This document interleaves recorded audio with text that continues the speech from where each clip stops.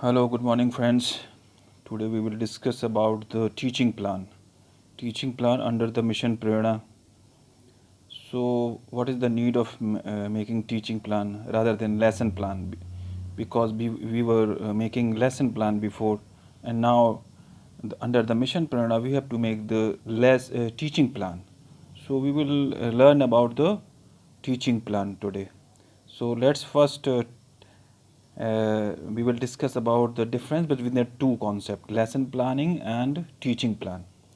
So lesson plan और teaching plan में क्या अंतर है इसके बारे में थोड़ा सा बातचीत कर लेते हैं.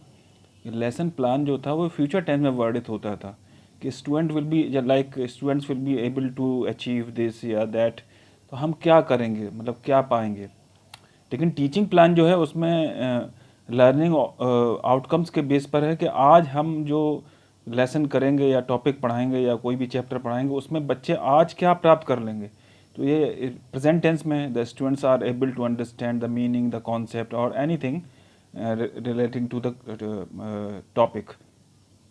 तो लेसन प्लान जो था वो फ्यूचर टेंस में वर्णित होता था, और टीचिंग प्लान जो है अब अंडर मिशन प्रेरणा वो प्रेजेंट टेंस में कि आज हम लोग क्या सिखा देंगे बच्चों को.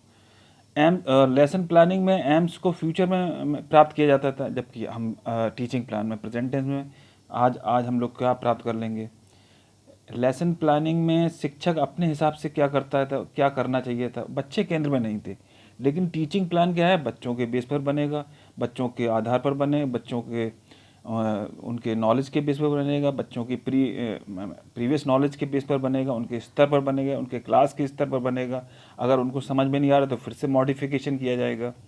और तो ये लर्नर सेंटर अप्रोच है, जबकि लेसन प्लान जो था वो टीचर सेंटर अप्रोच था. लेसन प्लान में सतत आकलन नहीं था, जबकि टीचिंग प्लान में सतत आकलन होगा.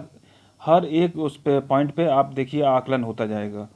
तो बेसिकली ये एक लेसन प्लान जो था वो टीचर सेंटर था. टीचिंग प्लानिंग जो है, टीचर प्लान जो अब मिशन प्रेरणा के अंतर्गत है, ये एक लर्नर सेंटर अप्रोच है.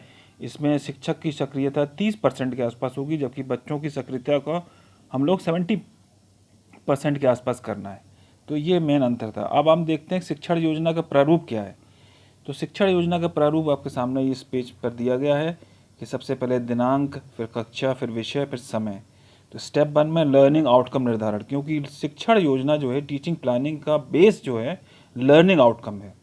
स्टेप 2 में हम प्रकरण या पाठ का नाम लिख देंगे या टॉपिक का नाम लिख देंगे. स्टेप 3 में TLM, टीचिंग लर्निंग मटेरियल जो भी यूज़ कर रहे हैं, संसाधन का वर्णन कर देंगे. स्टेप 4 जो है टीचिंग लर्निंग प्रोसेस है. इसमें 3 चरण होंगे. प्रथम चरण में इंट्रोडक्शन होगा जो कि 5 मिनट का है. इसमें क्या क्या आकलन होंगे वो लिखना पड़ेगा.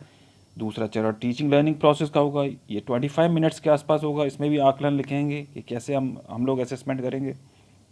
तीसरा टीचिंग लर्निंग प्रोसेस के बाद का है कि 10 मिनट है, इसमें हम लोग समेकन करेंगे, इसमें कंसोलिडेशन करेंगे चैप्टर का, कि बिल्कुल स्पष्टीकरण देंगे बच्चों को कि लास्ट में कि क्या क्या हुआ, कैसे हुआ, क्या चैप्टर था, कि चैप्टर का थीम क्या था.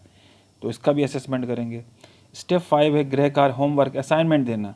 और उसके बाद स्व आकलन है, टीचर्स का अपना आकलन है, सेल्फ असेसमेंट करेगा टीचर कि इसमें देखें आज के पार्ट में हमने क्या क्या, मेरी स्ट्रेंथ है, क्या वीकनेस है.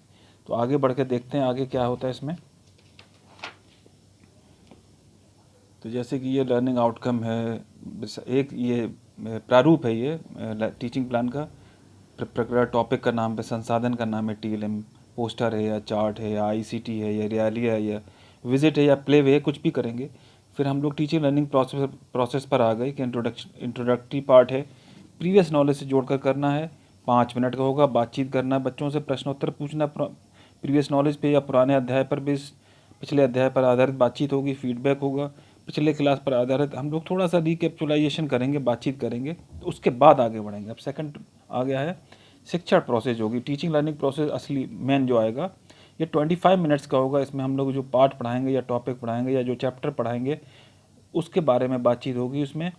और इसमें आकलन भी किया जाएगा. आकलन के कई तरीके हो सकते हैं. ऑब्जर्वेशन करेंगे, बच्चों के अभ्यासकार को देख लेंगे, प्रश्नोत्तर करेंगे, क्वेश्चन एंड आंसर, बच्चों के एक्टिव पार्टिसिपेशन कर देखेंगे. हम लोग ऑब्जर्व करेंगे कितना एक्टिव कर रहे हैं, पार्टिसिपेट कर रहे हैं. और सभी बच्चों का एक्टिव पार्टिसिपेशन कराना ही हमारा उद्देश्य है. बच्चों की कॉपियाँ देखेंगे और हम लोग देखेंगे, सोचेंगे मतलब बच्चे कैसा मतलब एक्टिव पार्टिसिपेट कर रहे हैं, उदासीन तो नहीं है। थर्ड प्रोसेस है शिक्षण प्रक्रिया के बाद आकलन व समेकन होगा, 10 मिनट है। इसमें हम लोग समेकित कर देंगे, रिवीजन कर देंगे, कंसोलिडेशन कर देंगे। इसमें भी आकलन करेंगे, प्रश्नोत्तर द्वारा, प्रतिभागिता द्वारा देखेंगे और अवलोकन करेंगे। तो ये तीसरा चरण हो जाएगा। उसके बाद अगला चरण देखते हैं। अगला चरण होमवर्क का है, उसके बाद स्व आकलन है। शिक्षक कैसा अपना आकलन कर रहा है, कैसा उसने पढ़ाया। तो स्ट्रेंथ एंड वीकनेस के बारे में बातचीत हो रही है। अब हम लोग एक टीचिंग प्लान को हम लोग देखते हैं कि हमने टीचिंग प्लान एक बनाया है, रेनबो बुक का, इंग्लिश चैप्टर है, क्लास 5 इंग्लिश, और लेसन का नाम है इन द जू। तो इसका लर्निंग आउटकम्स है, the children are able to recognise and write the names of the animals mention in the chapter, और टॉपिक का नाम है in the zoo. Required material हो हमने रखा इसमें text book, pictures, wild animals card, कुछ वाइल्ड एनिमल्स हैं जो कार्ड पर बने हुए हैं, and small clip of zoo at near about 3 minutes clip है। ये ICT बेस्ड, मोबाइल पे चला लेंगे या अपना लैपटॉप पे चला लेंगे। हम टीचिंग लर्निंग प्रोसेस स्टार्ट करते हैं। फर्स्ट स्टेज इंट्रोडक्टरी पार्ट है जो 5 मिनट्स का है। इसमें हम देखते हैं, इसमें टीचर जो है बच्चों से बातचीत करेगा हिंदी और अंग्रेज़ी में, जो भी थोड़ा बहुत अंग्रेज़ी में समझाएगा बच्चों को। The teacher will interact and ask the question in both English and Hindi to the students. 5 minute में होगा पूरा ये। तो उसमें फर्स्ट सवाल होता है, first question will be, children do you have any pet animals in your house? आपके घर में कोई पालतू जानवर है? Which animals is said to be the king of the jungle? जंगल का राजा किसे कहते हैं? Any one ever see the lion? किसी ने शेर को कभी देखा है? अच्छा, okay children, suppose if you are happen to be in a place where various wild animals are kept, how will you react, how will you feel? अब बच्चों से पूछेंगे कि कहीं आपको बिठा दिया, ऐसी जगह पहुंचा दिया जाए जहां पर काफ़ी जानवर हैं, तो आप लोग कैसा फील करेंगे? तो उनसे बातचीत करेंगे, अब वो अपने बारे में बताएंगे तो कैसा होगा। तो दुनिया भर के जानवर के बारे में उनसे बातचीत करेंगे, कैसा फील करेंगे। तो बच्चों को सोचने व बोलने का अवसर देंगे और सभी बच्चों को बोलने के लिए प्रोत्साहित करेंगे। जैसा भी चाहें वो बोलें, इस तरह बोलेंगे। तो पहला प्रोसेस, ये पहला चरण ये होगा, इंट्रोडक्टरी पार्ट है।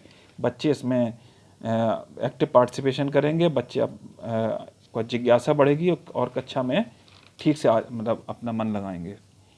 सेकंड पार्ट होगा in the mid of the period, 25 minutes का है। इसमें क्या होगा, the teacher will explain the lesson. इसमें टीचर जो है एक्सप्लेन करेगा लेसन इन द जू in Hindi and English. During this, the teacher will showing the animals picture one by one, एक एक करके दिखाता जाएगा। The teacher will use a short 3-minute clip, 3 minute की क्लिप बच्चों को दिखाएगा, जू के ऊपर जो होगी उसको दिखा देगा, जिससे कि क्या होगा, उससे ensuring the interest and understanding of the students। इससे क्या, स्टूडेंट्स की अंडरस्टैंडिंग जो है और इंटरेस्ट है और जिज्ञासा जो है क्लासरूम में बढ़ती रहेगी। और असेसमेंट कैसे करेगा, ऑब्जर्व करेगा और इंटरेक्शन करेगा। To assess the active participation of the students, teacher will ask the few questions relating to the animals. Now, अब आप इसके बाद क्या होगा, teacher will elaborate the topic. अब इसके बाद टीचर पूरा टॉपिक को एलेबोरेशन करेगा। Will read loudly the lesson and will explain to the students. In between he will write the difficult words meanings on the board also, one by one, and teacher will show the animal card picture for better understanding. एक एक करके जो जानवरों के picture card हैं वो भी दिखाता जाएगा। ये जिराफ है, या ये एलिफेंट है, या मंकी है, या ये जो भी है, क्रोकोडाइल है। इसके बाद आफ्टर द टीचर विल, इसके बाद क्या करेगा, टीचर जो है will divide the class in the groups. 5 students will be in each group. तो ईच ग्रुप से क्या करेगा, each group will be asked to write the names of animals. और उनमें से किसी एक या दो को खड़ा करके या बोर्ड पर बुलाकर वो उनसे पूछेगा कि अच्छा इसके फीचर्स के बारे में बताइए इस एनिमल के। तो वो पूरे स्टूडेंट्स का इसमें पार्टिसिपेशन हो जाएगा। और इसमें असेसमेंट कैसे होगा, by observation, by interaction and by active participation of the all students. इसके बाद थर्ड चैप्टर होगा, कंक्लूडिंग पार्ट होगा, कंसोलिडेशन ऑफ द टॉपिक। इसमें the teacher will consolidate the lesson, बिल्कुल ख़त्म करेगा। The teacher will ask the children to write the different words and their meanings in their notebooks. बच्चों से कहेगा कि जो नए शब्द आए थे उनको और उनके मीनिंग्स को अपने नोटबुक्स में नोट कर लीजिए जो भी नए वर्ड्स आए, जैसे स्केयर्ड है, केज है, जिराफ है, फेंस है, रॉक है, स्ट्रिप्स है, डैन, बोर्ड, स्विंग, रिलैक्स और एंट्रेंस। बच्चों से कहेगा कि अपनी कॉपी में लिख लीजिए। इसके बाद क्या होगा, next point will be assignment या homework. All the students will learn the names and meanings of the animals seen by Arun and Neha in the lesson in the zoo. In the जू part में जो जो अरुण और नेहा जो जू देखने गए थे, उन्होंने कौन कौन से जानवर देखे थे, उसका स्पेलिंग, उसकी मीनिंग अंग्रेजी में स्पेलिंग याद करके आइए। ये होम असाइनमेंट होगा, होमवर्क होगा। और एक लास्ट में टीचर रिमार्क होगा। टीचर रिमार्क में कुछ भी लिख सकते हैं, जैसे कि स्ट्रेंथ एंड वीकनेस, जो भी आपको स्ट्रेंथ लगी हो, जो भी वीकनेस लगी हो। नंबर 2 पे लिख देंगे अगर आपको रिफ्लेक्शन या रिव्यू ऑफ द लेसन, आपने क्या चिंतन किया, क्या मनन किया आपने, आप क्या सोचते हैं अपने लेसन के बारे में, ये लिख सकते हैं। और नंबर 3 पे modification in techniques if any, अगर आप चाहते हैं कि नहीं कुछ कमी रह गई है, कुछ नया करके ले जाना है, या कुछ नया टीएलएम करके ले जाना है, या नया कोई टेक्निक करेंगे, तो उसके बारे में लिखिए। और कंक्लूजन ऑफ दैट लेसन, और इसके अपना जो भी लेसन रहा हो उसके बारे में कंक्लूड कीजिए। So friend, it was all about the teaching plan. So I think you will like this, and thank you so much. Thank you very much.